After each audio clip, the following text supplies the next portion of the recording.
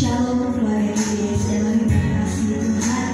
Mari kita siapkan hati kita, kita siapkan hidup kita untuk masuk lebih dalam lagi ke dalam hadirat Tuhan. Kita akan semuanya menyatakan Ku ada di surga.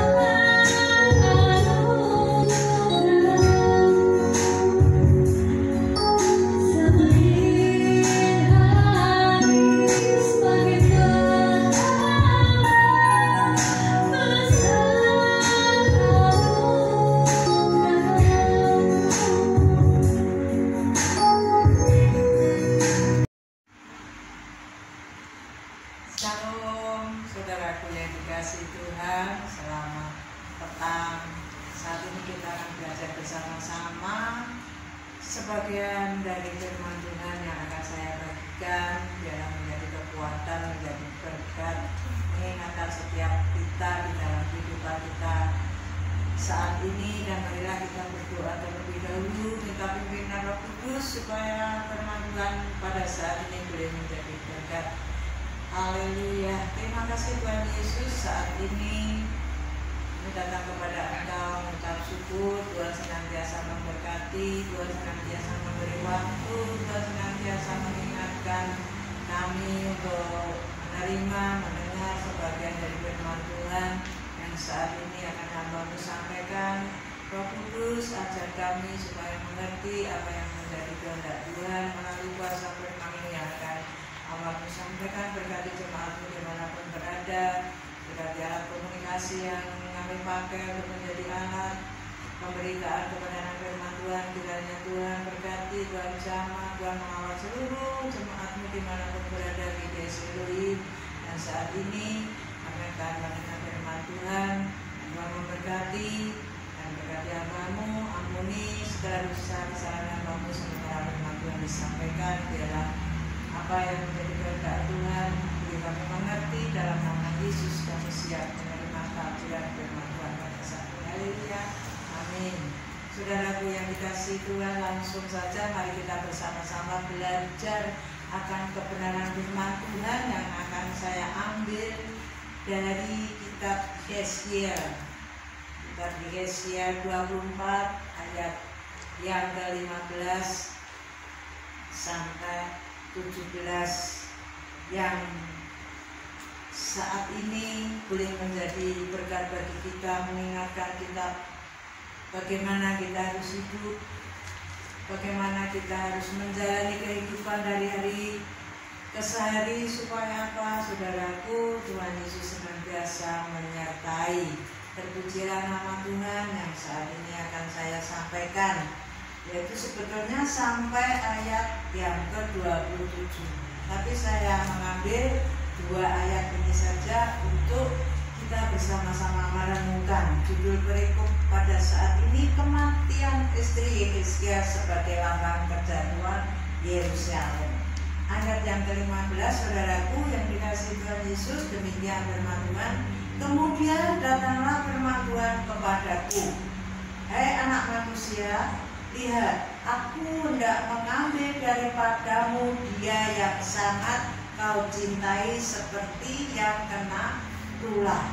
Tetapi janganlah meratap ataupun menangis, dan janganlah mengeluarkan air mata. Nah, puji Tuhan, saudaraku yang dikasihi Tuhan, 2 ayat firman Tuhan ini sungguh-sungguh mengingatkan saya dan saudara yang ada di rumah yang mendengar firman Tuhan saat ini. Akan saya beri judul, yaitu apapun yang terjadi, saudaraku, tetaplah melayani Tuhan.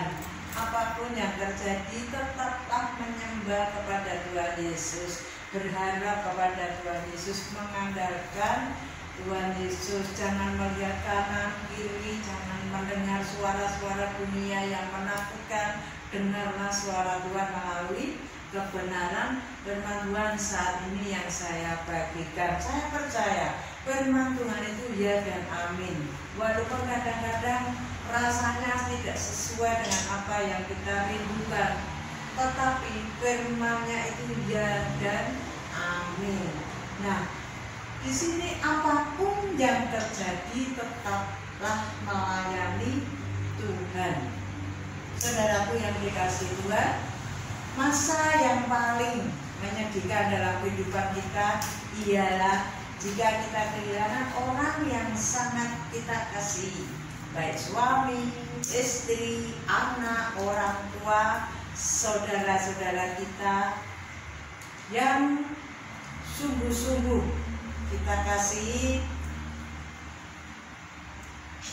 dipanggil Tuhan. Nah, ini saudaraku yang dikasihi Tuhan, sangat sedih kalau dirasakan, sangat tidak enak dalam hati, pengennya nangis, sedih terus. Tetapi firman Tuhan pada malam hari ini, saudaraku yang dikasihi Tuhan, firman Tuhan mengingatkan kita dari pribadi Nabi Yesaya.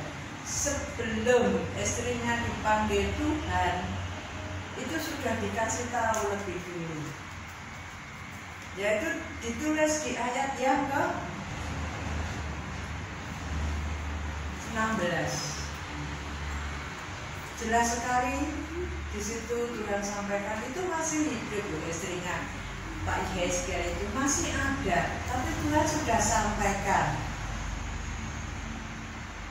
lihat, aku hendak mengambil daripadamu dia yang sangat kau cintai. Nah, berarti istrinya dari Nabi Yesaya ini akan diambil Tuhan, akan dipanggil Tuhan. Apakah Nabi Yesaya ini boleh menangis, boleh meratap, boleh sedih? Tidak, saudaraku yang dikasihi Tuhan. Dijelaskan, ditulis, ditegaskan, janganlah meratap, menangis, dan janganlah mengeluarkan air mata. Tetapi kenyataan, saudaraku, kalau kita dipanggil,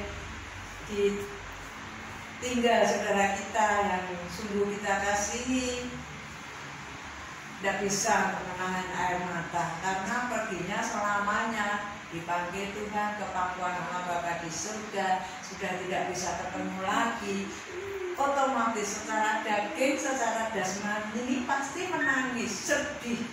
Rasanya kok cepat, rasanya tidak ada waktu lagi untuk kita bisa berkumpul, berkomunikasi, tersenyum bersama. Tetapi inilah kenyataan, saudara yang dikasih Tuhan. Nabi Yehezkiel, Nabi Allah yang sungguh-sungguh dikasih Tuhan, diizinkan istrinya dipanggil Tuhan, diizinkan mengalami duka cita, tetapi firman Tuhan sampaikan jangan menangis, jangan merata. Nah ini saudaraku yang dikasih Tuhan, Tuhan bisa mengambil apapun yang ada di sekitar kita, baik kesenangan secara jasmani, harta benda, ataupun apapun yang ada di sekitar kita. Kalau Tuhan sudah berkehendak mengambil, maka tidak ada yang bisa menghalangi. Oleh sebab itu, saudaraku yang dikasih Tuhan, kita belajar dari 2 ayat ini supaya apa? Di saat situasi seperti ini, kita bisa merasakan bagaimana tekanan hidup, bagaimana perekonomian, bagaimana kesehatan, semuanya seolah-olah diambil oleh Tuhan Yesus Kristus. Apakah kita hanya akan menangis, akan bersedih, akan bersungut-sungut, terus kita akan meratapi dengan kondisi yang seperti ini, pekerjaan tidak ada, jualan sulit, tetapi di sini firman Tuhan mengatakan jangan meratap. Berarti kita harus bersukacita apapun kondisi kita, apapun yang ada di dalam kehidupan kita saat ini. Kita dituntut untuk senantiasa bersukacita di hadapan Tuhan. Satu teladan Nabi Yehezkiel ini, istrinya malam dipanggil Tuhan, paginya sudah mulai pelayanan lagi, sudah memulai tugas-tugasnya lagi. Karena apa? Tanggung jawab itu harus selalu dikerjakan. Ada 2 hal yang harus kita renungkan dan kita pelajari pada saat ini. Yang pertama, setiap orang mempunyai tugas dan tanggung jawab yang harus tetap dikerjakan dan dilakukan dalam keadaan dan situasi apapun. Saudaraku yang dikasih Tuhan, kalau saat ini mungkin kita mengalami seperti Nabi Yehezkiel, istrinya dipanggil oleh Tuhan Yesus. Kemarin Bapak Iwan dipanggil Bapa di surga. Apakah Bu Nana ini hanya akan meratapi kepergian Pak Iwan? Padahal ditulis di sini dengan jelas, jangan nangis, jangan meratap, bersukacitalah. Nah ini, kalau Ibu Nana ini bisa melewati, berkatnya sudah disediakan. Sukacita dan sejahtera itu ada di dalam keluarga Ibu Nana. Karena apa? Kesaksian dari beliau almarhum Bapak Iwan itu menjadi berkat saya dan saudara semua di sini. Saudaraku yang dikasih Tuhan, kita harus tetap melangkah, kita harus tetap bekerja, kita harus tetap melayani Tuhan dalam kondisi apapun. Tidak ada alasan.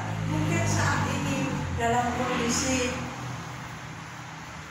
virus corona COVID-19, nah banyak alasan untuk kita tidak melangkah untuk melayani Tuhan.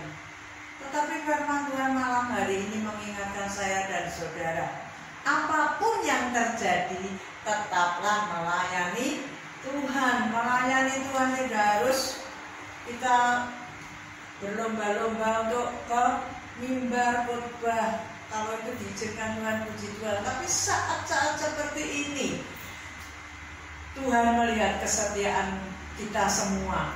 Sejauh mana dalam kondisi seperti ini, Bapak Ibu Saudara, semua khawatir, semua takut. Apakah kita ikut mereka?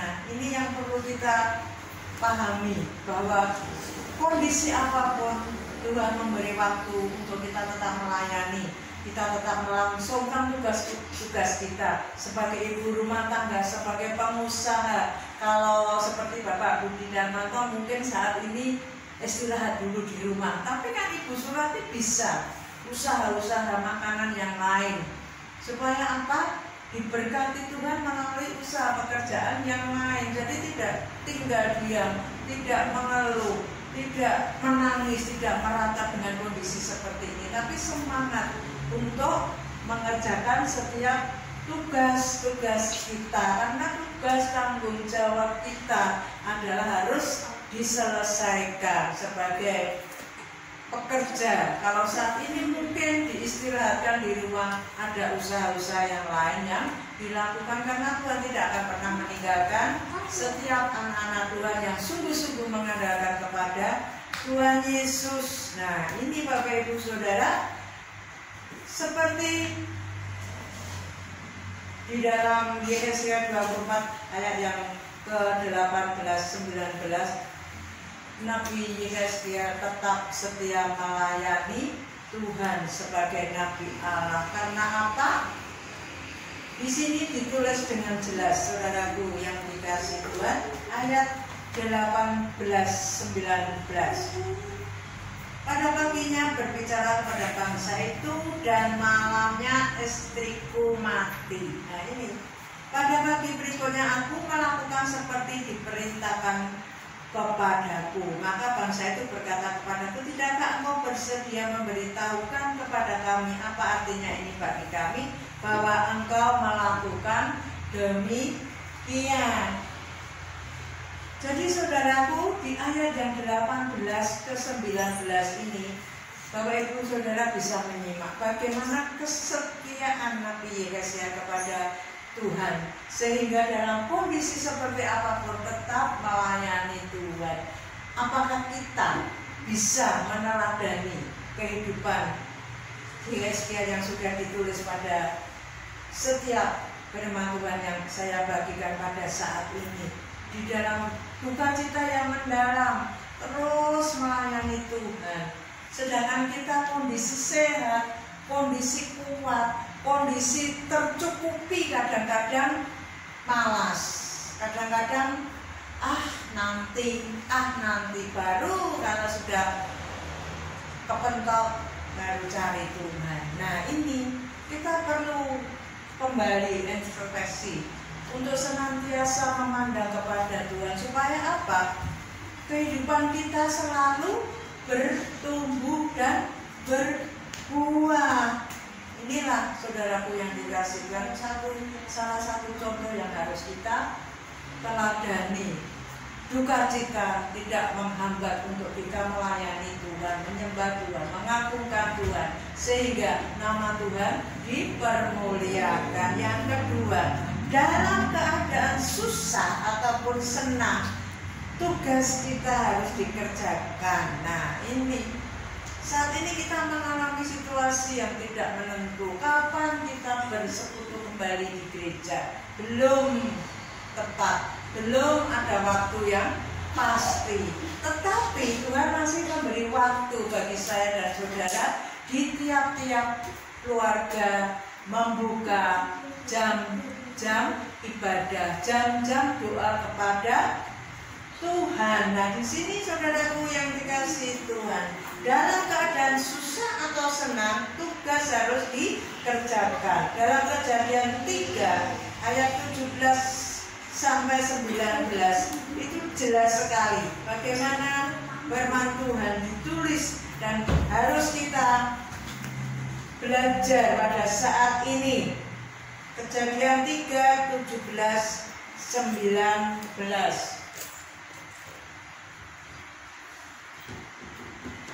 Lalu firman-Nya kepada manusia itu, karena engkau mendengarkan perkataan istrimu dan memakan dari buah pohon yang telah kuperintahkan kepadamu, jangan makan daripadanya, maka terkutuklah tanah karena engkau. Dengan bersusah payah engkau akan mencari rezekimu dari tanah seumur hidupmu. Semak duri dan rumput duri akan dihasilkannya bagimu, dan tumbuh-tumbuhan di padang akan menjadi makananmu. Perhatikan saudaraku, dengan berpeluh engkau akan mencari makananmu sampai engkau kembali lagi menjadi tanah, karena disitulah engkau diambil, sebab engkau debu dan engkau akan kembali menjadi debu. Jadi di sini tanggung jawab kita, baik duka, suka, senang, susah, itu semua harus kita lakukan, gitu loh.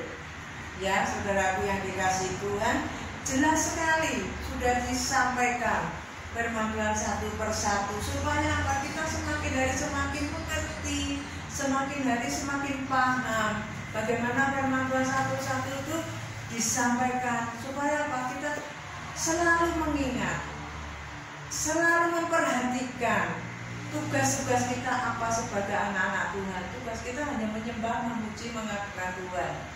Karena Tuhan sudah memberkati, Tuhan sudah mencukupi. Dalam kondisi sesulit ini pun Tuhan tidak meninggalkan saya dan saudara. Tidak ada yang kelaparan, tidak ada yang kekurangan. Inilah bukti. Kita harus selalu dan selalu mengutamakan Tuhan. Baik susah, baik senang, baik sakit, apapun yang terjadi di dalam kehidupan kita, tidak ada alasan untuk membatasi kita berhubungan dengan Tuhan. Bekerjalah selagi waktu masih siang. Nah, ini saudaraku yang dikasihi Tuhan, di dalam Yohanes 9 ayat yang keempat, saya bacakan sedikit lagi. Yohanes 9 ayat yang keempat.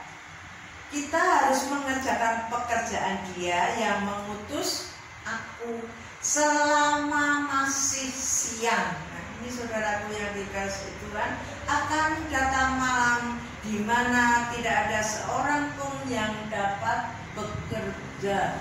Malam hari waktunya kita istirahat. Setelah berdoa, setelah memuji Tuhan, istirahat. Marilah kita pergunakan waktu yang ada. Apapun yang terjadi, kita terus melakukan tugas kita melayani Bapa di surga dalam nama Tuhan Yesus Kristus. Yang terakhir, percayalah Bapa di surga sampai detik ini bekerja bagi saya dan saudara semua, selalu berdoa, selalu menyediakan berkat. Karena apa? Tuhan Yesus mengasihi saya dan saudara. Apakah balasan kita kepada Tuhan Yesus? Balasannya hanyalah pujian, penyembahan, dan ucapan syukur. Apapun yang terjadi, tetaplah melayani Tuhan, semangat melayani Tuhan. Walaupun di rumah kita masing-masing saling mendoakan ibu, anak, bapak, mungkin ada kesusahan, Roh Kudus memberikan penghiburan, ada kelemahan, Tuhan Yesus memberikan kekuatan, ada kekurangan, Tuhan Yesus mencukupkan. Nah, ini kita perlu percaya bahwa Bapa di surga selalu bekerja bagi kita sampai saat ini. Yohanes 5, saudaraku yang dikasihi Tuhan, satu ayat lagi. Yohanes 5 ayat yang ke-17 akan saya bacakan.